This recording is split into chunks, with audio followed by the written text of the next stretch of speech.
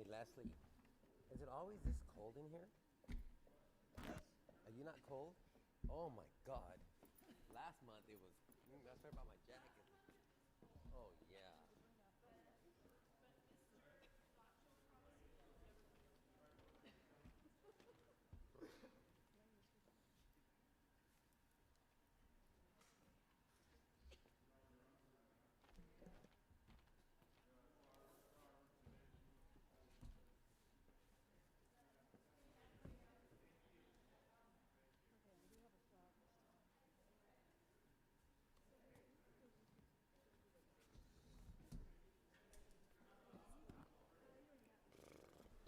Hey Costa, how you doing, man?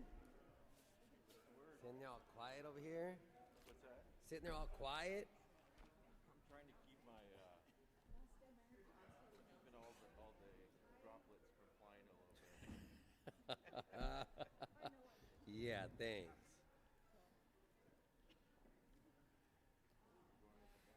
Mm-hmm. Match your outfit better.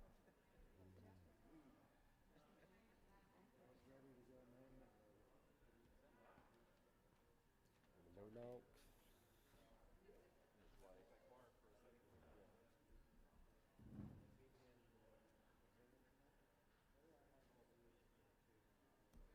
Make someone send me a message, bro.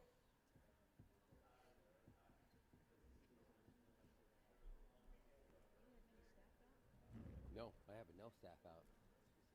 About a 27, nope, nothing. You know, it's interesting, when they're giving us those initial COVID tests that test ourselves, I mean, at campus, and we were doing them and testing staff and various kids and adults, and we're like, are these things working? Because nobody was coming up positive. Well, Monday, we did our first one, and boom, the line just showed up like, oh, get out of here, get out of here, get out of here. Yeah, exactly. Remember, we have a recognition. You're going to introduce one of the slides right before the shuffles.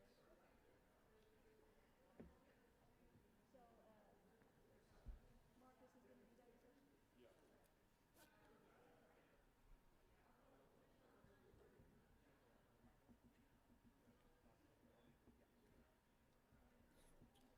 So because there's no kids here, we don't have to wear masks, we're going to wear masks. Okay. Did you see the Turlock unified one? But they did it because of kids. I haven't seen the latest one, but I Okay. saw the first one. Where they shut the meet, where they, yeah, okay. But I think right now we need to, the only problem is with the kid that was in, I think. Yeah.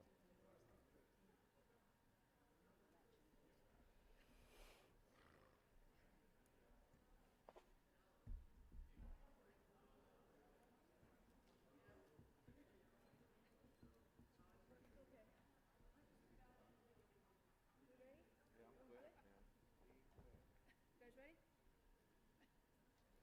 Okay, we're ready.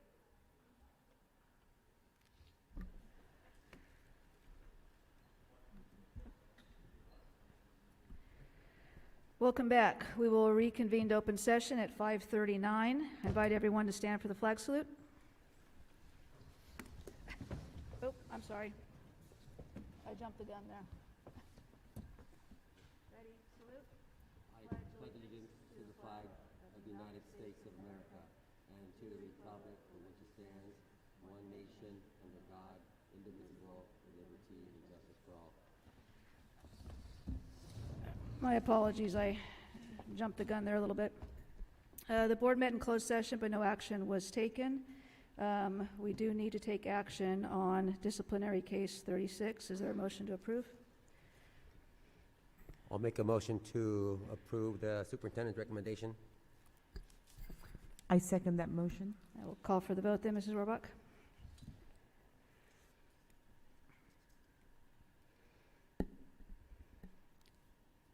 I'm not signed in, Mrs. Rohrbach, but I'm an aye.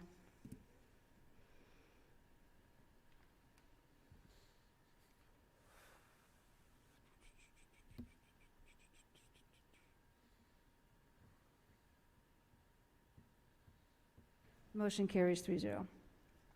Is there a motion to approve the agenda? So moved. Is there a second? Okay, we'll call for the vote then, please.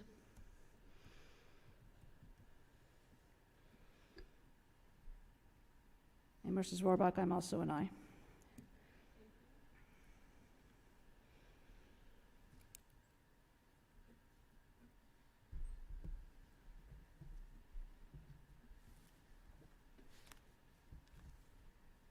And the motion carries 3-0. Okay. Before we move to our showcase, I believe we have a recognition. Mr. Knott?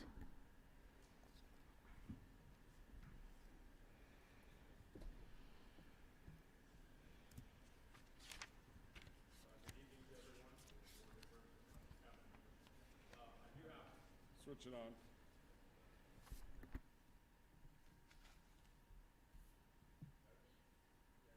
Okay, sorry about that. I do have a recognition of two staff members that have recently received awards. One of them is present tonight, so I'm going to ask Coach Scheid if he would actually come up here and stand with me. Oh, he is here. Sorry, I didn't see him back there. Hey, there you go. Coach Kane, if you would come on down as well. Sorry about that.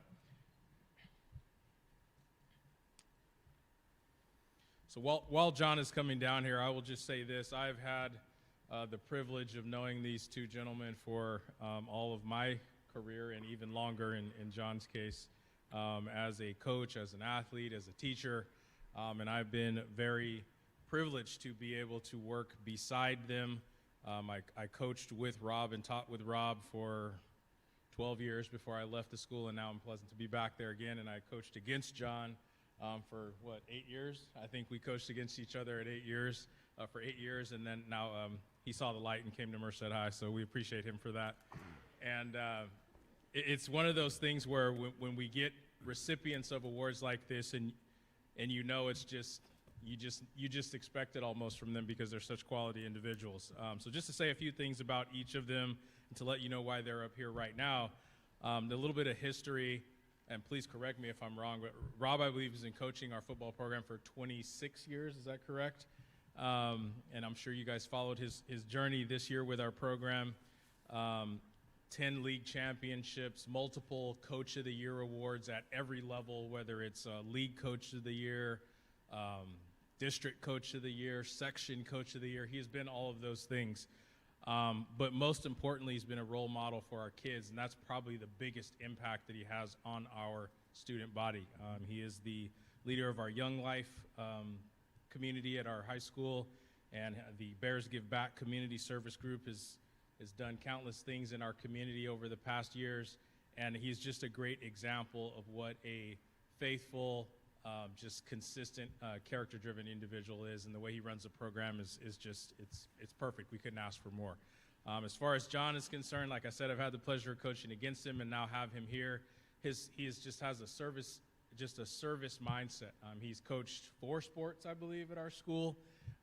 Always, constantly. Right now, he's currently coaching softball, basketball, and golf. He's up here for, I believe, a golf recognition, but it's just amazing the attitude that these gentlemen bring to our school. They're leaders in the classroom, they're leaders in the fields of play, and our young men and our young women on our campus are better for it. So they are up here this afternoon because both of them were honored as the NFHS California Coach of the Year in their respective sport. Rob Scheid for football and John Kane for girls golf. So if you give them a round of applause for that.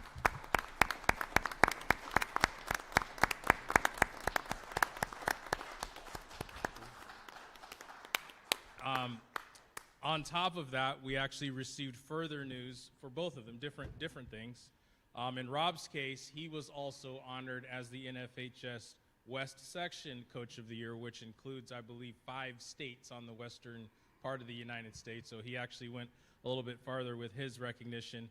And we learned earlier this week, I believe on Monday, that John was awarded the 21-22 Model Coach of the Year in the Sac Joaquin section as well. So the accolades just continue to come in for these guys. I couldn't be more proud of them, and we're happy to just present them today. So good job.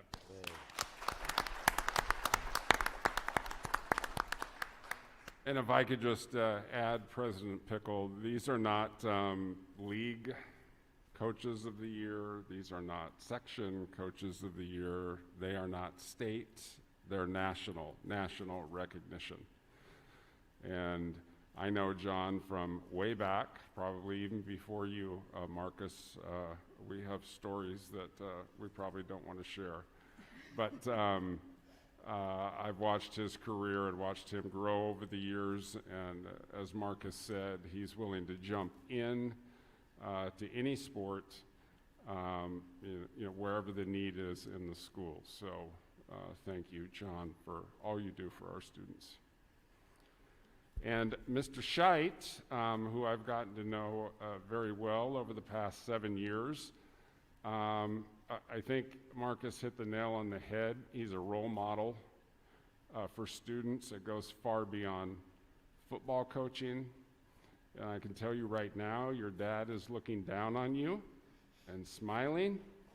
And yeah, there you go. And is very proud, and I think this is the place to also thank you for your efforts in bringing the stadium to Merced High School. I know we have talked about this at other occasions, but I think the point needs to be made that Merced High School does not have a stadium without Rob Scheit and his ingenuity. So thank you for all you do. Superintendent Peterson, if I may, not to cut in and not give you the last word, but I know as a former head coach, you both have wives at home. We have Mrs. Kane here tonight, and I know Mrs. Scheit is present as well in her own way. But I think big kudos to your wives. There's a lot of time spent doing what you do. So thank you to Mrs. Kane and Mrs. Scheit for their support as well. So, gentlemen, this is your moment. You can have a few minutes at the mic if you like. Well, I will say a few things. I like to hold the mic, but that's a different deal. But first of all, to be in a community that supports you and the mission that you're in is a dream come true, right? You can't do it for 26 years without the support. I want to thank my principal, Mr. Knott. Obviously, we're good friends, but it was great to have a Bear come back and lead us. Our AD, Paul Hogue, another great friend, coached with them since '96. Those are great opportunities. I actually want to thank Mr. Calderon, Mr. Peterson, for just being available to me. A text, a conversation. I don't think that in high school sports, the head coaches often have the opportunity to call, text, or communicate with the deputy superintendent or superintendent when things are needed. And for me, that is an amazing thing, and I don't take that for granted. So for the board, just you have great leaders in these men that support us in what we do for our kids. And I would be remiss not to mention what empowers me to do this. I listen to this song called Canyons, and it talks about canyons deep or canyons wide, oceans deep. Nothing is going to prevent your love for me. And so when I think about my relationship with God and what my Heavenly Father has given me, He's given me an opportunity to pour into young lives in a way that, and I would say it would be supernatural. And so it's not all me, it's not all that, but I'm just really proud to be supported. You can win a lot of football games, you can have a great program, you can get great awards like this, but that's not the mission, okay? The mission is what we do every day with our kids, and so thank you guys for supporting me in that mission. Sure. I have to follow the better dressed and follow that speech, but I just want to thank the support, and I talked to a lot of coaches in other districts, and what you as a board has been doing to keep the kids on the field, in the classroom. I want to thank you guys for that, and continue. Our kids need to be on the field and in the classroom. Thank you.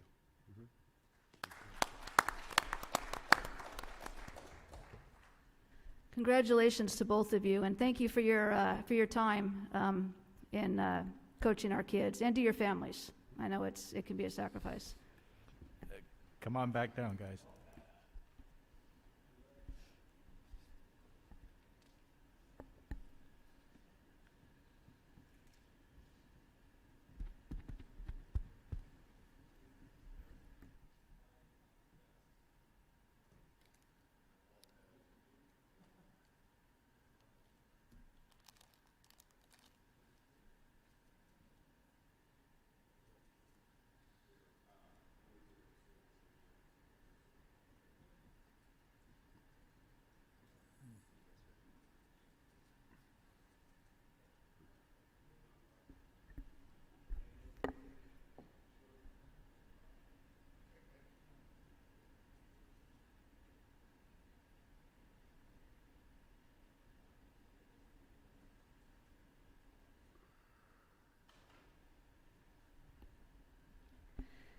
Next, we have our showcase, Merced Adult School, with Mr. Hobbs.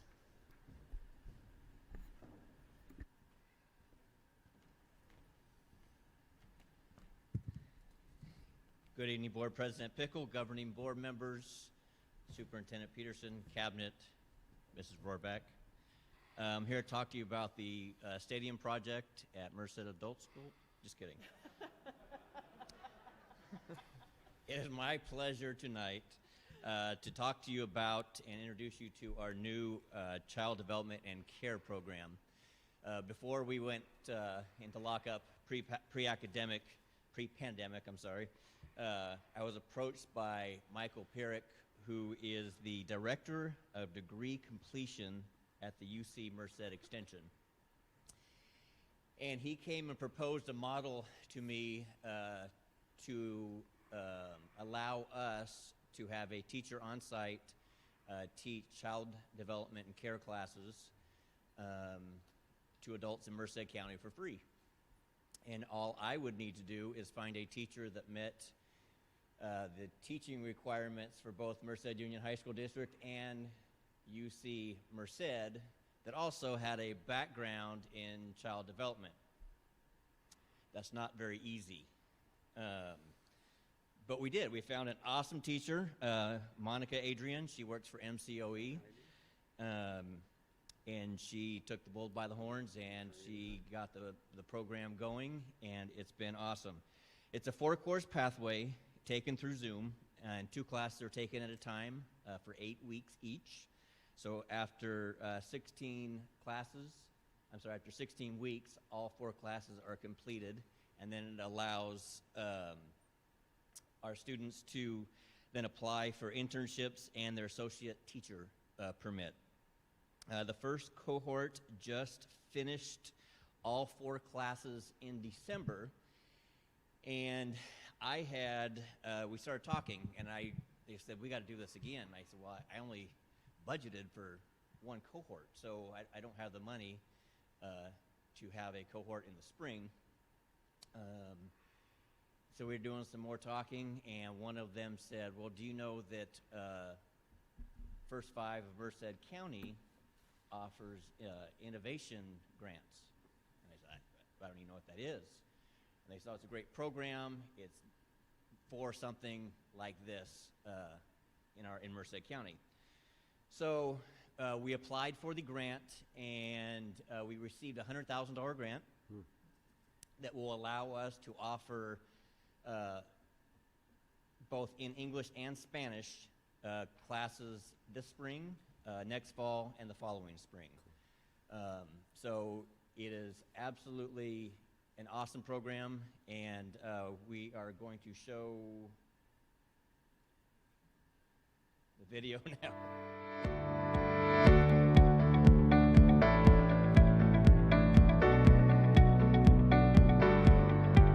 UC Merced Extension The UC Merced Extension about 2-3 years ago launched an initiative in partnership with MCOE, Early Learning Division, and Christy Hendricks to try to identify how we can increase the number of qualified early child care providers there were in the Merced County region, and of course we need that throughout the remaining parts of the state as well. But with that came 12 units, 4 courses, 3 units each course that align to the Child Development Associate Teacher Permit, and that permit is through the California Commission on Teacher Credentialing.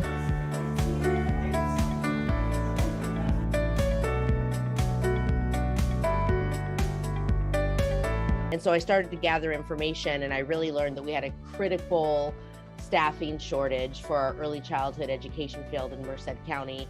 And so I said, if we could really widen this and have more agencies, tap parents who look like they would be great employees, who are not currently working, looking for work, but don't have the units or the experience, we can really, get a model going here where we can build the workforce and raise the quality of our early childhood education field at the same time.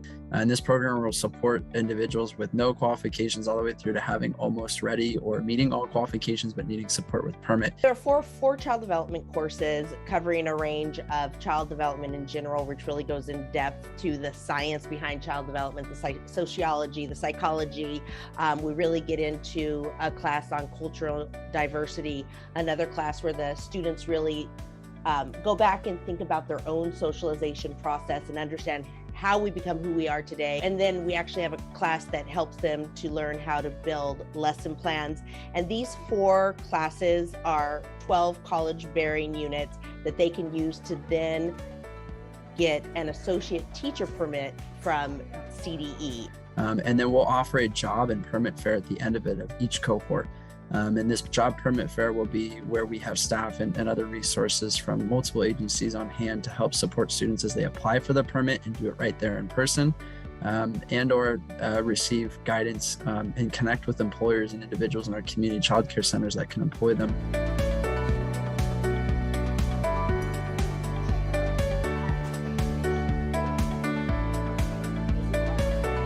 I got more than I expected, absolutely.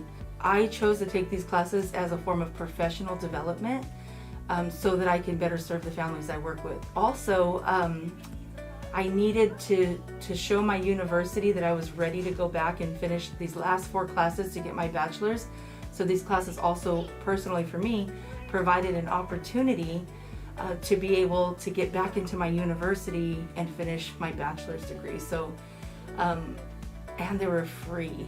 So, amazingly, it's just like this opportunity dropped on my lap.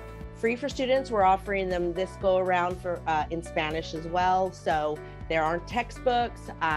It just requires their time and their effort and their commitment, and they'll get support all the way through the process. I believe that it was really designed to help someone who wanted to start a career in early education.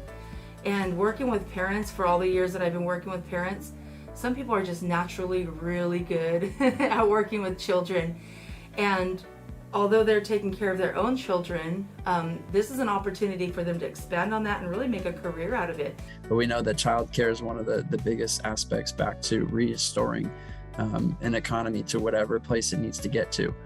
People need to be able to work. We need to be able to sustain our families and have trust that our kids are in a safe space and with the right people. And so by getting individuals who are interested in working in the industry, but also getting them employed within 8 to 16 weeks almost immediately, we're going to have a lot more vacancies start to fill up in terms of childcare capacity, and that's a good thing.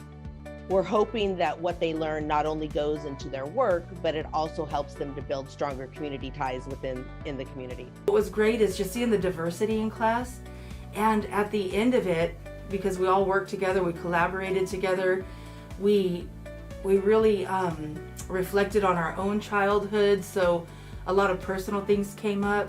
And at the end of it, we all felt this sense of empowerment that this job can change the world.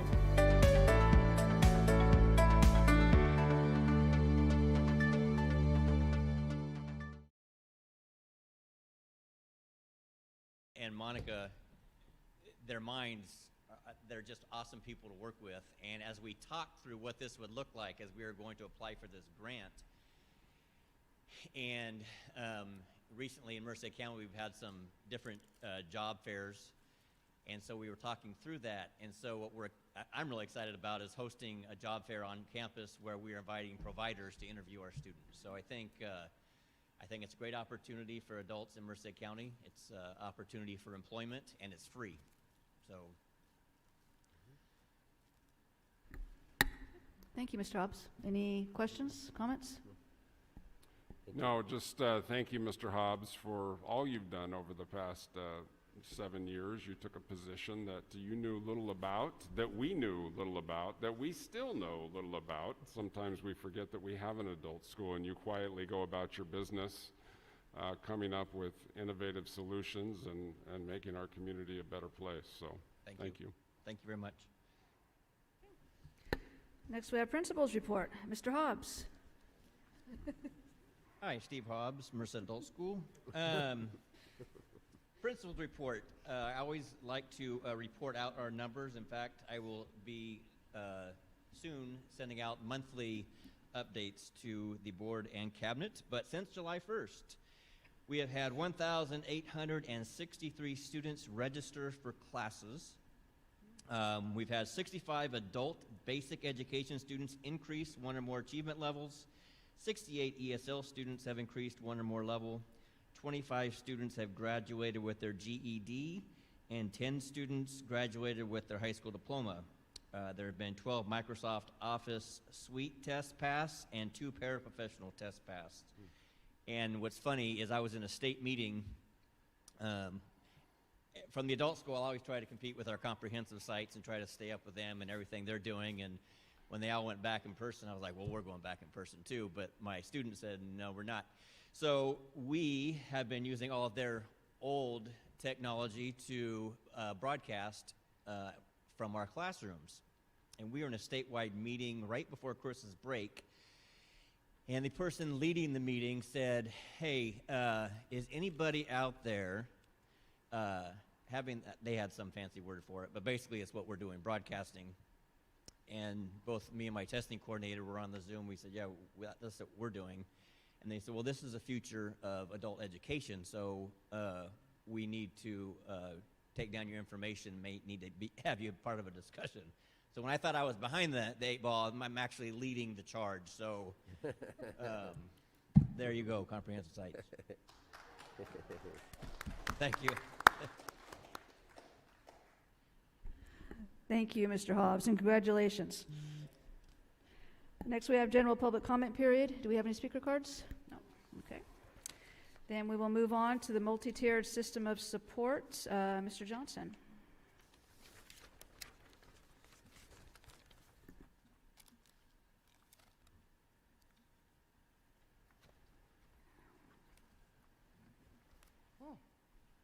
Good evening, President Pickle, board members, Superintendent, Cabinet, and Ms. Rohrback. Listen, I'm going to tell you right now, 7 minutes is not enough to explain Tier 1 to you, okay? Stay with me. If you have some questions, just go ahead and stop me. Realizing that Dr. Aguilar's report also kind of deals with Tier 1, so maybe you want to do questions with us both at the same time, okay? What is a Tier 1? All the actions and services that students get or have access to help them be successful. This potential board goal is overarching in scope, but Dr. Aguilar will get a bit more granular as he's working to determine who delivers the actions and the services.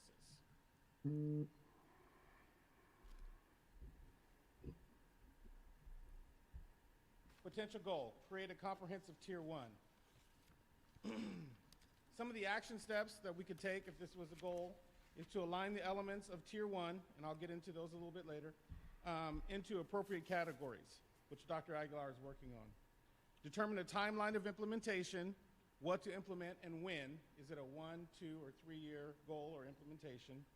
Set clear thresholds for actions and services. In other words, when certain action steps should happen. Set clear guidelines for roles and responsibilities. Again, Dr. Aguilar is working on that. We'd probably need to create a monitoring system for implementation, and implement and evaluate actions and services and outcomes.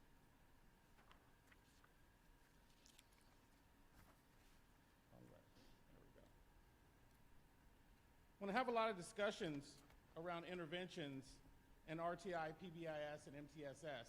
Everybody kind of conflates them together, like they're all the same thing, right? So I want to take time to just take a step back and explain what RTI is, what Pbis is, and what MTSS is. RTI is response to intervention. It's an academic response to a kid not making progress. It was authorized in 2004 with IDEA. And the reason they did that is because a significant number of students were being referred to special education because they had specific learning disabilities. That law intended that students simply in need of academic support could be kept in general education classrooms and not be referred to SPED. RTI is a framework that calls for an academic research-based interventions to be implemented for struggling students. So that's RTI. RTI is academic. When we get to Pbis, positive behavioral intervention and supports, it's more about behavior. It was reauthorized with IDEA in 1997. It was intended as a response to the exclusion of students with disabilities from educational opportunities due to behavior issues and disorders. Now Pbis has gone school-wide. Pbis, in and of itself, is a framework that calls for actively teaching positive behaviors and implementing evidence-based, preventative, responsive interventions to support students' academic achievement and well-being. Fast forward to 2015, when MTSS comes in, multi-tiered system of support. What this does is combine both of them. What they found is having just RTI or having just Pbis was not enough. We needed a more umbrella term to encompass behavior and academics, but also add social-emotional learning and mental health supports. Because behavior affects academics, academic gaps can affect behavior, and mental health can affect all of those. So, moving forward, we're only going to talk about MTSS, but just realizing it's both academic and behavioral interventions all under one umbrella.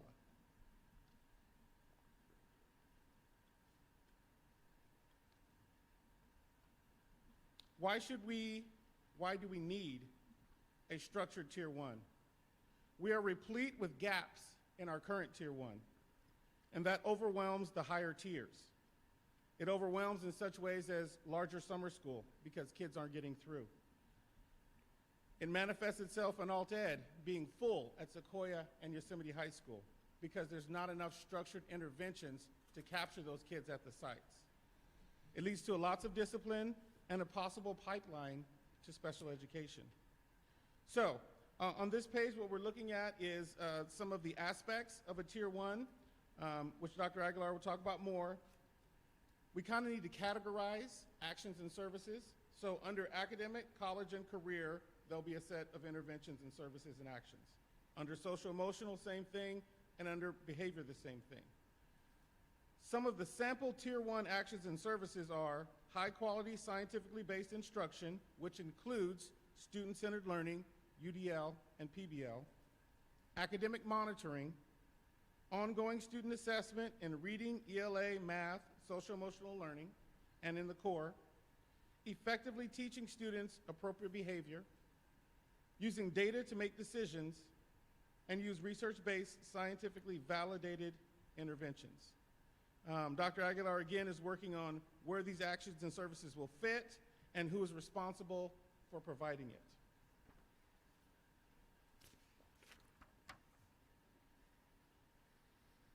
The last page is the graphic with the tiers on it. And the thing I wanted to point out about the tiers is the Tier 1 there at the bottom. Everything we do, all the actions and services that we provide in Merced Union High School District should capture 80% of our students. 80% of our students should be successful at Tier 1 with everything that we do. Tier 2 is 15%, Tier 3 is 5%, so it's all, some, and few. The idea is if our Tier 1 isn't strong enough, then we're not capturing 80% of our students and making them successful. and then it overwhelms the system. So without a tier 1, kids slide up to tier 2 and tier 3 very easily. We need to build a solid tier 1 to make sure we're capturing 80% of our students and making them successful. Questions or comments? Okay. Thank you. Thank you. Thank you, Mr. Johnson. Good 7-minute summary. All right, next we have counseling update. Dr. Aguilar.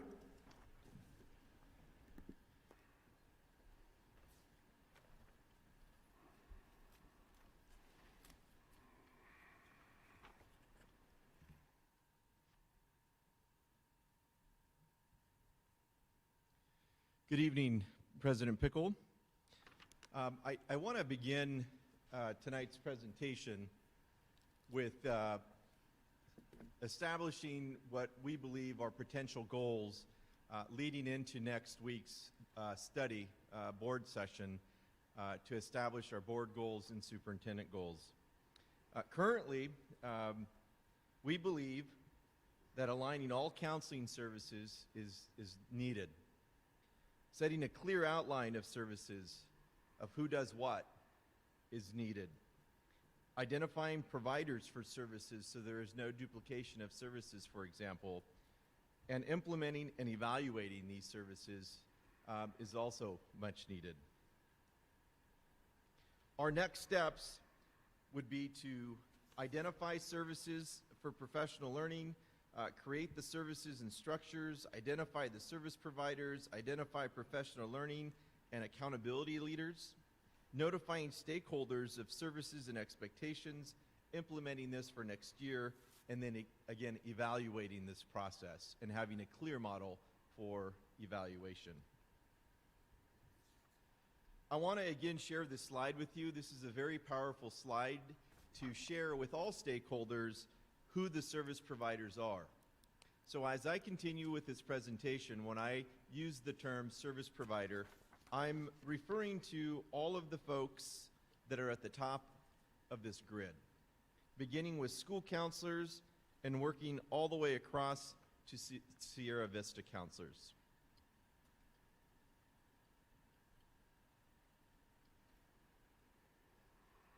So to go a little bit more in depth about our next steps. When we talk about identifying services, we want to make sure that we meet with all service providers.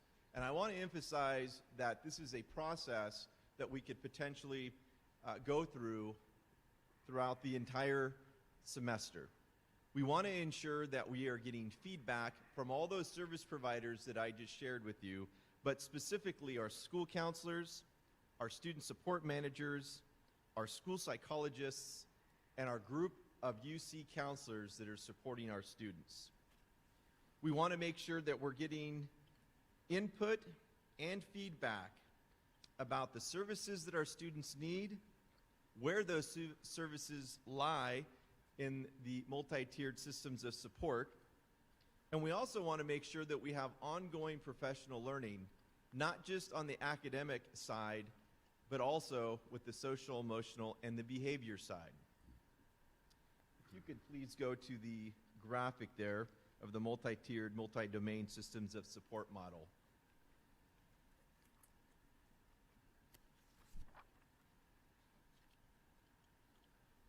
So this graphic will show you, when we talk about tiers, where those tiers lead to, who is getting the services, all, some, and few. But more importantly, this is the template that we're going to use with all of our groups. We're going to sit down by school site with all of the student support managers, with all of the school psychologists, and all the UC counselors. We're going to meet with them in groups and by school with school counselors, and we're going to solicit their input and their feedback about their beliefs about what services belong in Tier 1, Tier 2, and 3, and what is currently happening in these tiers with the services on their campus. This is a fundamental exercise that we will use so that we can then collect all of the data from all of the sites and all of our groups of service providers so that we can come up with one nice template of services for our students. So again, this is the frame that we will use, and the activity that we will use will include every service provider that I shared with you. And I want to emphasize that, especially with our school counselors that are listening here tonight. Your input is valuable. It will be solicited, and this will be a process that we go through from January all the way through the end of the school year so that we can implement next year if, again, indeed, we get direction from our board next week during their study session to proceed in this manner. If we can go back to the next slide of the slide deck, please.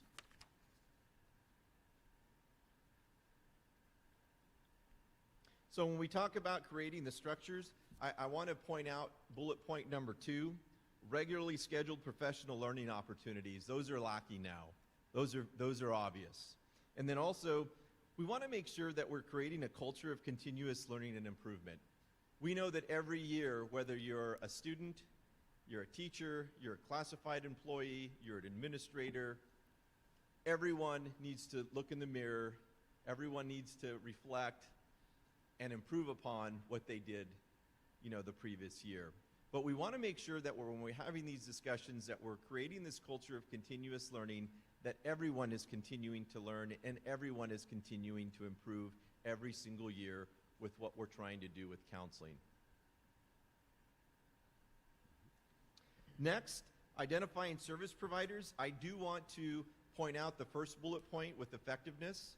As we identify who's doing what, we also want to monitor to make sure that what we're doing is effective. Right now, we're not aligned to a model, a counseling model. There are 2 specific counseling models, for example, that we can use, and we don't have one to lean on to really gauge the effectiveness of the services that we're providing.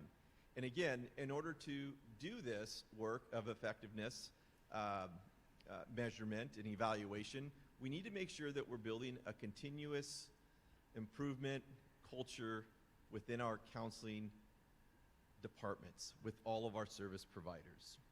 We want to make sure that it is a team approach and we're not duplicating services, which is something that we have found that we are doing. We are duplicating services in some areas and not providing any or enough services in others.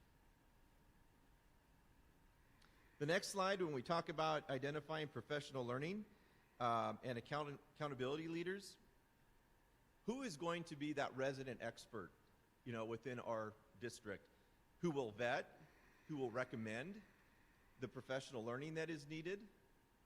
We are currently sending Ms. Caitlin Mayo, who is at East Campus, to a training here in San Diego to look at Dr. Trish Hatch's model. She perhaps could be leading this work. There could be others. There could be a multitude of people that could lead this work. But we definitely need to increase the capacity within our school district of our own experts. And I know, and I'm very confident that we have them. Also with accountability leaders, there are a lot of individuals on that slide of service providers. We need to ensure that there's alignment of who is accounting for whom and ensuring that the services we say are going to be given are provided. So that is, again, something internal administratively that we need to improve on, and we need to identify who those accountability leaders are. Making sure that we keep the main thing the main thing. Notifying stakeholders, again, it's a matter of ensuring that we're working with our Director of Communications, Mr. Iniguez, and all of our campuses so that at the very minimum we're providing these notifications to parents on top of other methods of communication.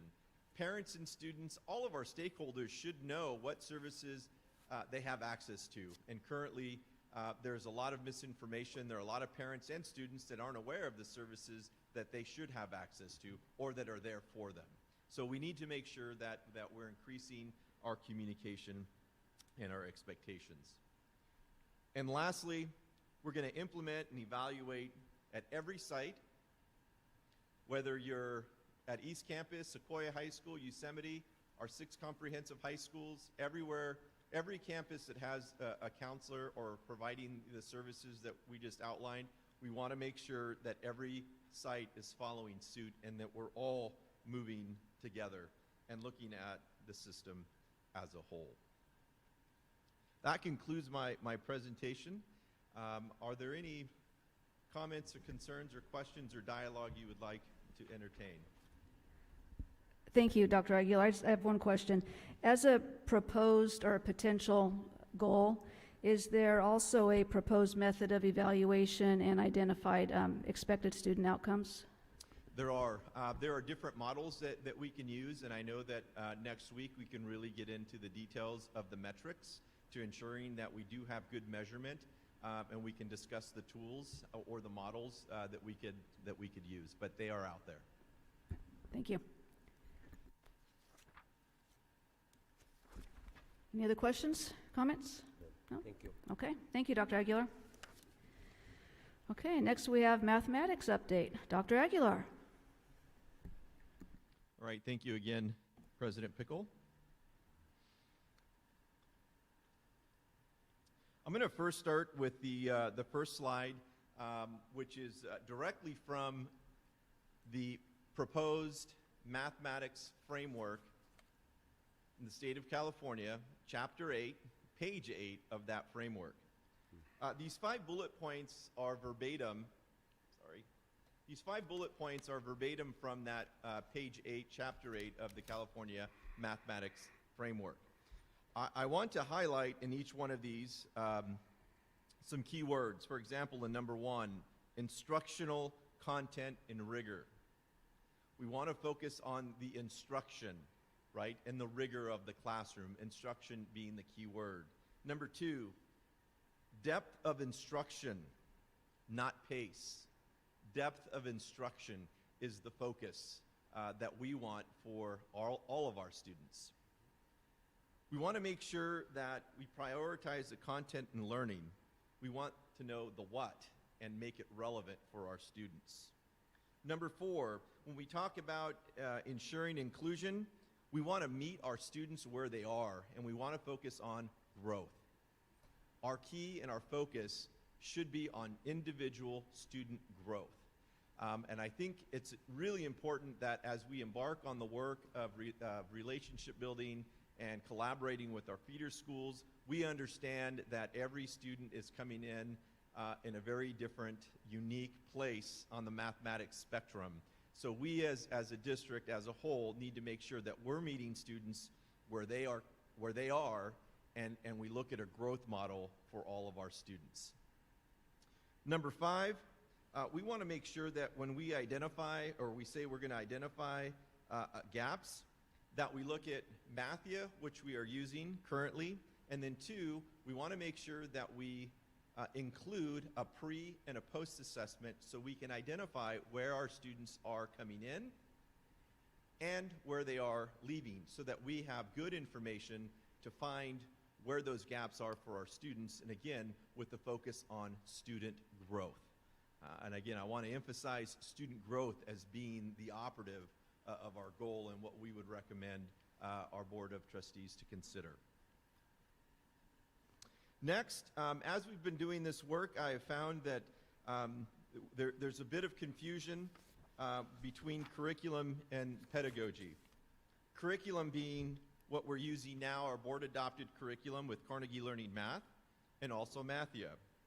When we talk about pedagogy, we're talking about strategies or methods, right? We're talking about student-centeredness, which is our focus. And in order for us to get to student focus, or student-centeredness, we want to focus on 2 examples. There are many others, but 2 examples of terms that you might have heard us use already is project-based learning and universal design for learning. Because what we ultimately want is our students to be effective communicators, effective collaborators, creative, and critical thinkers. That's what we want from our students. So again, as we talk about curriculum, Carnegie is the curriculum, Mathia is the curriculum. When we talk about pedagogy, these underlying subtexts are what we're referring to with regard to what we're seeking and what we're wanting. We're looking at a potential global goal being a goal that would take us 2 to 3 years or 3 to 4 years to achieve, right? It's not something that's going to be achievable within a year or two, but with a longer span of time. Something, for example, that we're considering, or for your consideration, would be 80% or more of 9th grade students to successfully complete Math 1 or higher by the end of 2024. Having a goal of this type would give us a nice platform to engage in dialogue with our feeder schools. As we're currently meeting with them now, we can engage in a conversation so that they can help us meet this goal and ensure that they also have skin in the game as they're preparing our students to come into the Merced Union High School District. We want to make sure, for example, that we have a goal that's measurable. However, this goal is measurable. It is subjective due to grading. We do have some different grading criteria, but again, this is just an example of something that we could potentially use. Also, as we look at the goal, we want to make sure that we're using a method to phase in the goal. Some feedback that we received from our math folks as we implemented Carnegie Learning Math is if we had to do it all over again, we would phase in year 1 with integrated 1, year 2 with integrated 2, year 3 with integrated 3. Ideally, if we had a do-over, that would be something that we should consider. A recommendation that I would make, something for you to consider, would be to phase in an achievable measurement for our 9th graders coming in, and then set a different goal for those 9th grade students as they move into the 10th grade and continue to work on the goal for all incoming freshmen. So it's not so overwhelming for our math teachers, and we don't overwhelm the system that we're trying to create. We have recommended steps here to achieve. I do want to highlight step number 6, implement new math curriculum. You heard Director Johnson talk about Tier 1 and the need to improve in Tier 1. If we don't have our faculty, our math teachers in particular, use common curriculum, we are creating a gap and an inequity for our students. So we have to make sure that we're implementing new math curriculum across our district. Otherwise, we create inequities and gaps. We create our own gaps for students in math. And number 8, President Pickle, you mentioned evaluating and improving the system. Yes, there are models that we can use to evaluate the system, and there are some metrics that we can ensure that we're using so that we have good measurement. For example, phasing in goals and starting with 9th grade, setting a goal for 9th graders, then moving to 10th grade while keeping that 9th grade goal so that there's a nice phase in of goals and we don't overwhelm the system as we try to implement. That concludes my presentation here tonight around math, and I'll open it up to any questions, comments, or any dialogue you would like to entertain. Yeah, Dr. Aguilar, as far as step 6 to achieve the goal on implementing new math curriculum, are we looking at something newer than Carnegie? Is that what you're looking at, or? Yeah, so currently we're keeping our fingers crossed that in May that our State Board of Education will adopt a new framework. We do have Carnegie for the remainder of this year. We will use Carnegie next year being the second pilot year due to the shift in the framework. And next year we can look and evaluate our options with Carnegie. But for this year and for next year, we will have to use Carnegie as our curriculum. Next school year, if warranted, we can entertain the conversations about other curriculum. And just so I'm clear, the Mathia then, is that I know it's a curriculum, but is it a supplement to the Carnegie? It is a supplement, and what Mathia does, what it's intended to do, it's intended to spiral and identify the gaps for students, and then it's also supposed to provide us data as to where students would perform on the state CASP. So if we are following that program to fidelity, I should be able to give you a report at the end of the year to say this percentage of students would score met proficiency or exceeded proficiency or almost met, that is, one of the functions of Mathia. So would it be safe to say we should get that report at the end of this school year? I'm sorry? Would it be safe to say that we should anticipate that report at the end of this school year? That is correct. Okay, thank you. And that's an adaptive program? That is correct.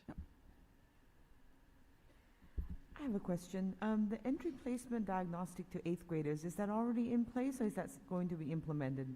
I ask because I have an 8th grader. Yeah, we've worked really hard to implement that over the last couple of years. So we've had that in place over the last 2 years. Last year was a little difficult because of students being, at home learning. But this will be the 3rd year that we give that diagnostic, and it's been very, very successful, and it's been a good tool for us to engage in conversation with our feeder schools. We have, President Pickle and Mr. Lopez, who represent 2 of our feeder schools. It just gives us some nice dialogue to engage in what the assessment looks like, what adjustments we need to make, and the types of questions and why we're testing certain questions. So it's a very safe way and an engaging way for us to build relationships with our feeder schools. Thank you, Dr. Aguilar. Thank you. And next we have planning for next year, Mr. Calderon, Ms. Rose, and Dr. Weimer.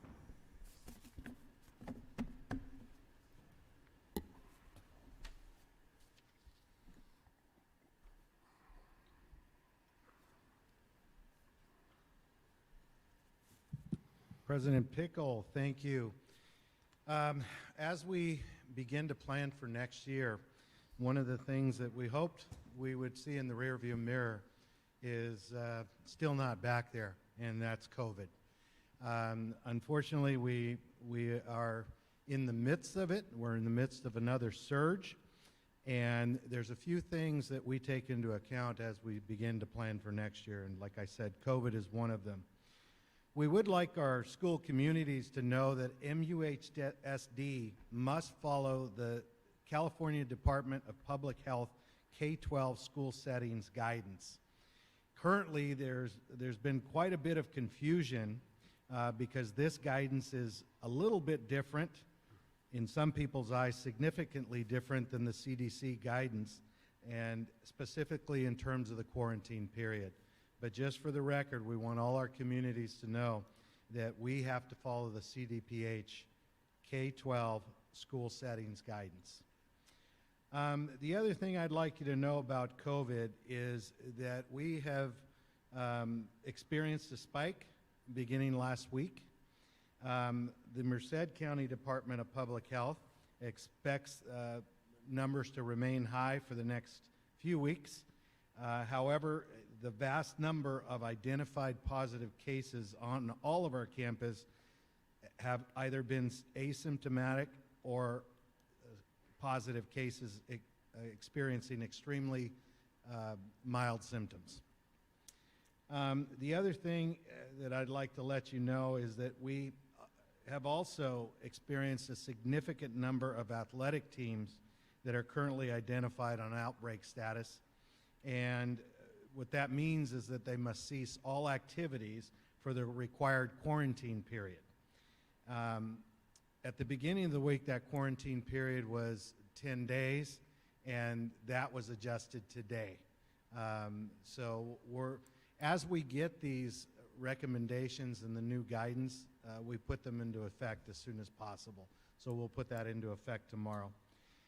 And the last thing that I want you and MUHSD communities to know is that we have acquired home testing kits, and that they have been distributed out to all sites, and they are available to students that wish to take them.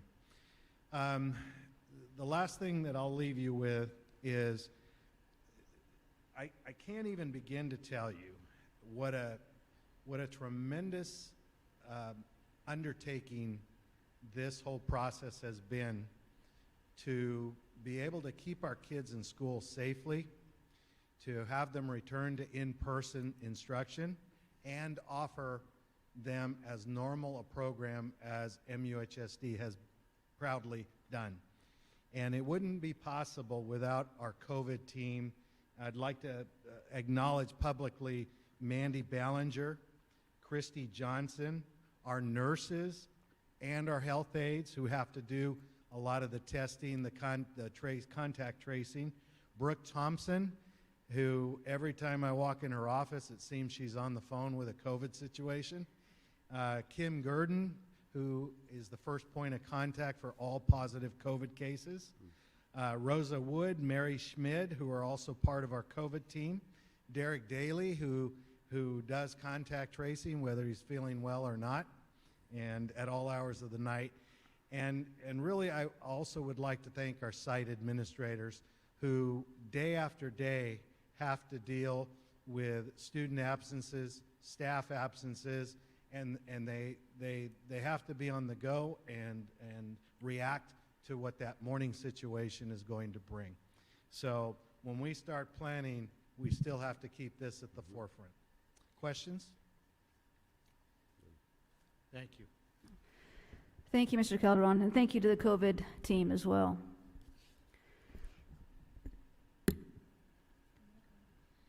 Good evening, President Pickle, board members, cabinet, Superintendent Peterson, and Mrs. Roback. I will be really brief. I just wanted to give you an update on Independence High School. We currently have 10 regular ed teachers and 7 special ed teachers serving our students. Our enrollment is momentarily down, which we're a little bit excited about, actually. We have currently 257 students. 24 students graduated at semester. We had 24 early grads, so that helped our numbers go down and give the sites a little bit of wiggle room. We have returned anywhere from 10 to 12 students back to campus for lack of educational progress and poor attendance. So my counselor, Ms. Garcia, has held SSTs essentially with these students and families, and we've convinced them that going back to their comprehensive site is actually the best placement. We've had a small amount of parents request to go back to comprehensive sites, which I know sounds odd, but we enjoy getting those. We want kids back on our comp sites. During first semester, we had one of the things that we could see with data was that we had a great number of students with us that were credit deficient. And so Independence, I'm not sure, at some point maybe it had a credit recovery, but we currently did not. So that was something we've been implementing or looking to implement right now. We had a little bit of a jump in enrollment starting second semester, and with that came a huge jump in credit deficiency. So we're looking at 60% of our freshmen at Independence High School are credit deficient. Almost 80% of sophomores, 91% of our juniors, and 25% of the seniors that we had left. So, I mean, we want to serve our students as best we can, so we've worked to get credit recovery in. With an additional teacher, that will be her primary focus, is credit recovery. So most of our teachers, their case numbers, about 26, could get up to 32. She will be managing a 50 to 100 students, depending on how many we can agree to do credit recovery. She will be monitoring those students. And so you won't see her case number of students be as high as everyone else. That's because she's doing work on the back end with students to get them caught up. Very alarmed at the number of juniors that are credit deficient. We're hoping that they'll be back on comp sites next year, and so we want to send them back in the best credit place possible. So we're kind of excited that we get to do some credit recovery now. Are there any specific questions you guys have for Independence? I know you mentioned some percentages. Any idea how many students that equates to, juniors and seniors, that are currently credit deficient? Mrs. Pickle, I was an English teacher. I can tell you that I have 77 juniors and 91% of them are credit deficient. That's perfect, thank you. Any other questions? Thank you. Thank you. Thank you, Ms. Rose.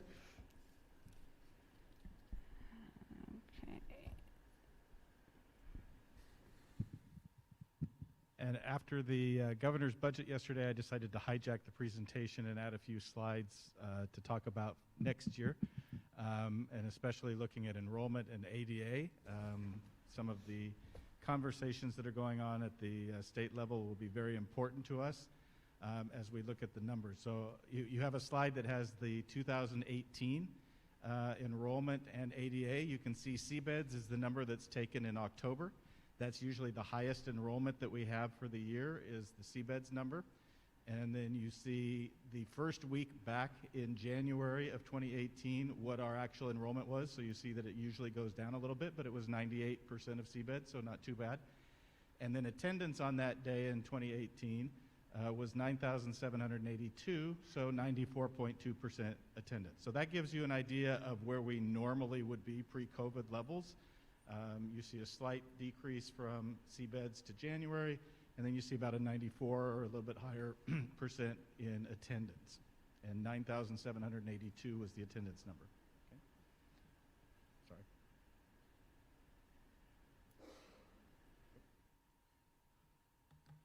So this is last week. So Cbeds again taken in October. Then we have our January enrollment number, which you can see is a lot higher than it was in 2018. Cbeds did not go back. We didn't go down very far, so we're not losing students. We usually lose more students than we did this year, so people just move around. There's not that movement going on this year, so most of the students that were here in October are still here in January. But you can see the January attendance number, which is 85, almost 86% attendance. So that's down from what you saw normally of that 94 to 95. The key to this slide, we are paid on attendance. We are not paid on enrollment. So the budget that we have is based on students being in classrooms, not how many are on our rolls. The last part here was unique to 2022. We didn't have these issues in 2018, but you can see January 5th, 529 students were on quarantine, which was 4.7% of our entire student body, which is about 33, almost 34% of the absences were due to quarantine. So the concern for 22-23, enrollment for the first week of January of 2018 to 2022 is up 708 students, but attendance on that same time is down 252. So we're up in enrollment, students that we've got in our campuses, but we're down on daily attendance, and attendance is the way in which we currently receive money from the state. The state allows districts to use the prior year ADA if it is higher. So for MUHSD, that is the number that was frozen at the start of the pandemic, which was that 10,400 number. So this will be the third year pretty much that we're going to get stuck at that 10,400 number, even though our enrollment has been going up. Our ADA has stayed at that particular level. We are probably going to be well under that this year, so we will be using that 10,400 number, and we adjusted in the first interim in December our budget to that number. So we were originally budgeted higher than that on what we thought ADA should be, but what it has ended up being is well under 10,000, closer to 9,800. So because we are below that 10,400, we will be able to use this last year's ADA number, so we aren't going to lose money based on what we had last year, but we're not getting the growth that we've seen. The problem becomes if ADA does not return to normal next year, or if the state does not change to an enrollment-based funding. In 22-23, our option will be to actually have next year's attendance, or to go back to this year's attendance, the actual attendance, not the 10,400 that we get to claim. So we could end up going down to that 9,800 level if things do not return to normal next year, or the state does not change and fund us based on enrollment instead of ADA. That's a loss of $7.8 million next year. We're already losing money this year by what we should have on a normal, based on our enrollment growth. We should be well over that 10,400 for ADA. We're not counting that money. We're just talking from the 10,400 going down 1 year to what the ADA actually is, could be a $7.8 million loss for us. So we are hoping that they are going to look at that. The governor's budget was not optimistic. The governor continued to offer ADA funding in his budget, but said we would give a 3-year rolling average. So we would get to take the last 2 years of the 10,400, add it to the 9,800 next year, and average that out. That still would not do well for us. That would still be a significant hit. The legislature, on the other hand, has a bill that they are going to write, and we'll see how far it gets and where this ends up being, that would have an an enrollment-based model rather than an ADA model. So if that does not happen, we could have some serious financial implications for next year if we do not see a return to normalcy and not having the quarantines that we have this particular year. Questions? And sorry. Thank you, Dr. Weimer.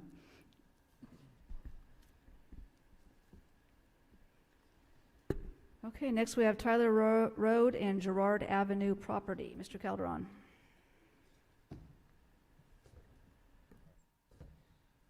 Thank you, President Pickle. I'm happy. I'm just happy. There we go. All right. MUHSD purchased a property on Tyler and Gerard of about 34 acres in 2008, and I believe at the same time it had purchased a property on Bellevue Road and G. Those aren't the exact coordinates, but it's where El Capitan sits today. And the intent with this piece of property that's not circled, that's outlined in red, was to perhaps use that as a site for a future high school.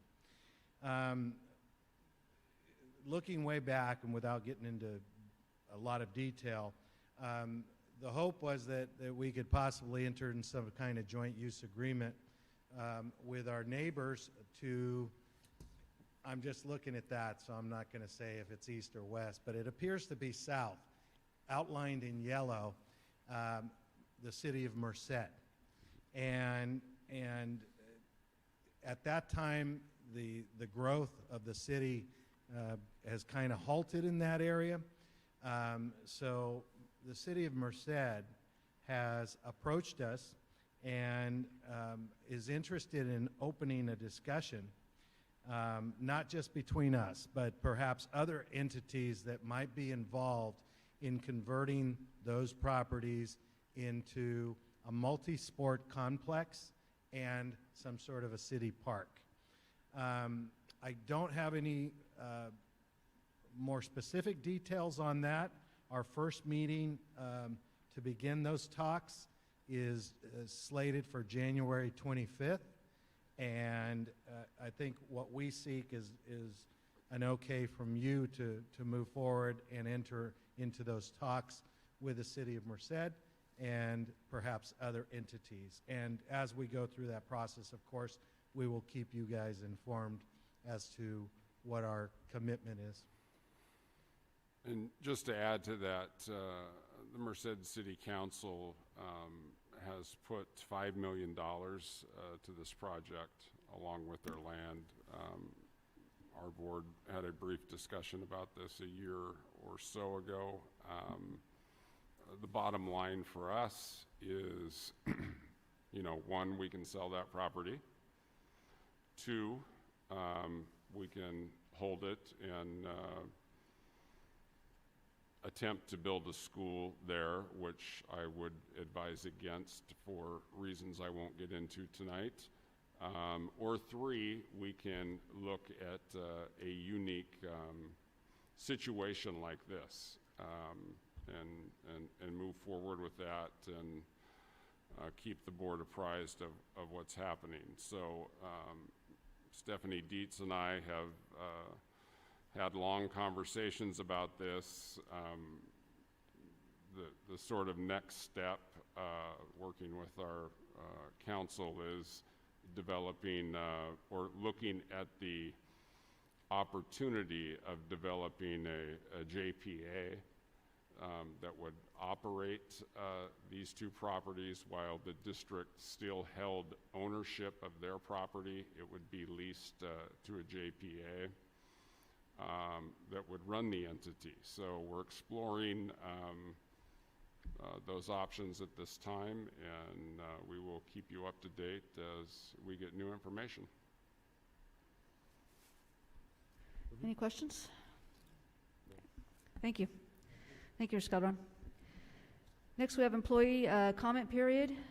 Do we have a comment from DTA? CSCA?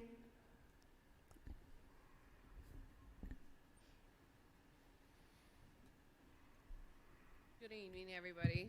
I was not totally prepared for this tonight. B had to step away for the evening. So I'm gonna just freehand it with some points. We met with Mr. Peterson, Dr. Weimer, and 3 teachers from the DTA, and then 3 of us from the CSCA, just to go over some needs that we had that we wanted to approach with hiring more custodians, liaisons, paraprofessionals that we need now, not in the future. Hopefully it gets done soon. Of course, it's going to take time, but I hope we move on it fast. Again, custodial, they need the help. The classrooms with the events going on, the sports again, just the whole COVID madness, you know, the rooms need to get clean. We can't just keep trashing out every night and that's it. Liaisons, obviously, we need more. The safety on our campus is a bit of a problem right now. Some sites more than others, but hopefully we continue to work on that and we get it done. Paraprofessionals, our kids need the help in the classroom, bottom line. Another thing with the raising cases that are going on with COVID, of course, is bringing a lot of the stress among the employees. That's all employees in general. You could see it, even with our students. You could see the numbers going down, the attendance in staff and students.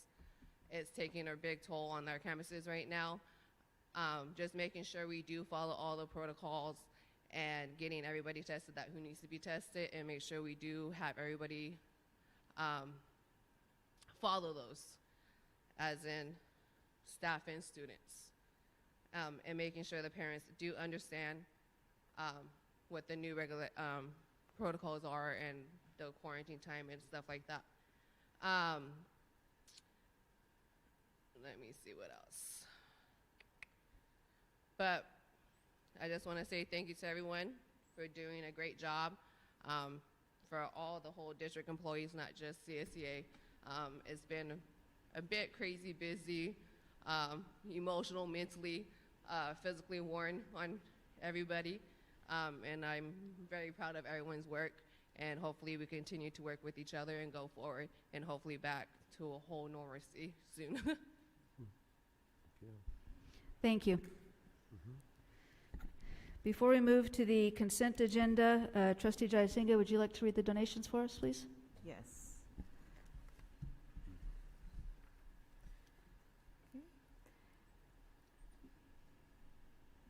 MUHSD would like to thank the following donors: Rural County Representatives of California, Joanna Browning, Michelle Dillon, Janelle Muyeso, Maria Ramirez, Merced Rotary Club Foundation, Anthony Martinez, Randall C. Barber, Jeff and Betty Deno, Deborah Gilbert Rubelkova, David and Laura Braun, Bonnie and William Key, Delray and Company, Greg Deal, Patricia K. Black, Sam Verona.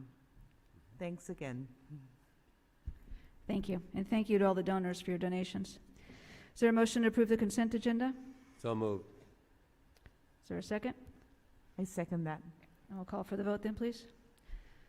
Mrs. Rohrbach, I'm an aye.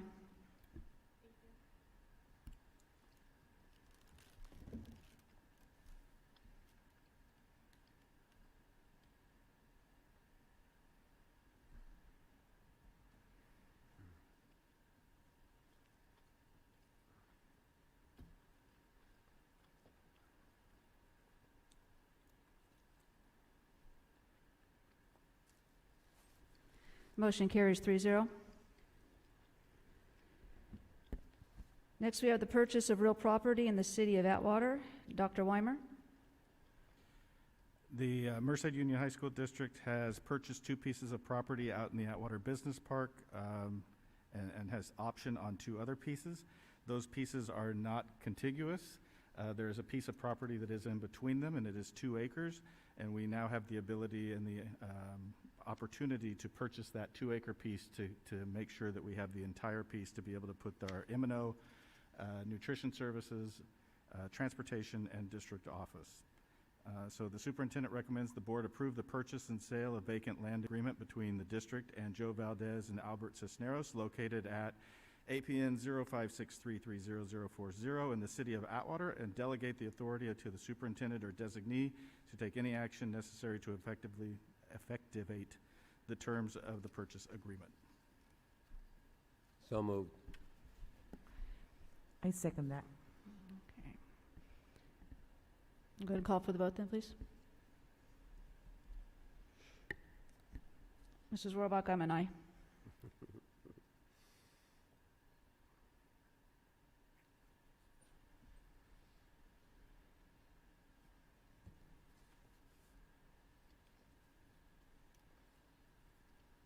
Motion carries 3-0. Next, we have the revision to the option to purchase real property in the city of Atwater. Dr. Weimer. Yes, 2 of the parcels that are out in that same complex have had unexpected increases in cost due to requirements by the city for some infrastructure work that needs to be done. So we do need to revise the purchase agreements for those 2 pieces of property. The superintendent recommends the board approve the revision to the purchase of the option to purchase and sale agreement between the district and Uncle Buck's Blazing Barbecue and Catering, LLC, and Valdez Company, LLC, on property located at 208 Business Parkway in the city of Atwater, and delegate the authority to the superintendent or designee to enter into the revised option agreement and take any action necessarily, including a contingency amount of up to 10%, to effectuate the terms of the option agreement. So moved. I second that. Before we call for the vote, Dr. Weimer, there won't be any additional increases on this? Say that again. There won't be any additional increases? Will or will not? Will not. I would like to be able to say yes, but I can't guarantee that. But it's unlikely. That's why that 10% contingency is there. I can't see us going over that. Okay, great, thank you. Can we call for the vote then, please? Mrs. Rohrbach, I'm an aye.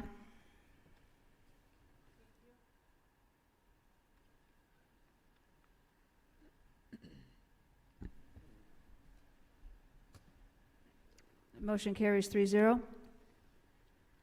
Next item, again, revision to the option to purchase real property in the city of Atwater. Dr. Weimer? And we have the same recommendation for the second piece of property, which is 268 Business Parkway. Same answer to the same question. So moved. Thank you. Is there a second? I second that motion. We'll call for the vote then, please. Mrs. Rohrbach, I'm an aye.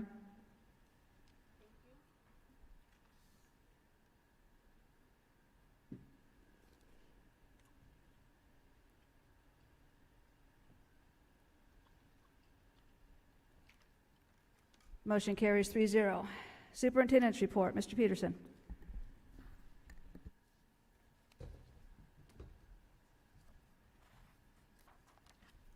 Thank you, President Pickle. I want to congratulate Coach Kane and Coach Scheit of Merced High School for their various coaching awards. Both are incredibly valued employees, and both set a great example for their colleagues and our students and players alike. Also want to thank Mr. Hobbs for his presentation on the Merced Adult School. I meant what I said earlier. The partnership between our district, UC Merced, and First Five of Merced County is valuable and is positively impacting our community and offering employment opportunities for those who enroll in the program. We have all seen the COVID numbers surge nationwide. And we expected this after the holidays, but no one expected it to be as high as it is today.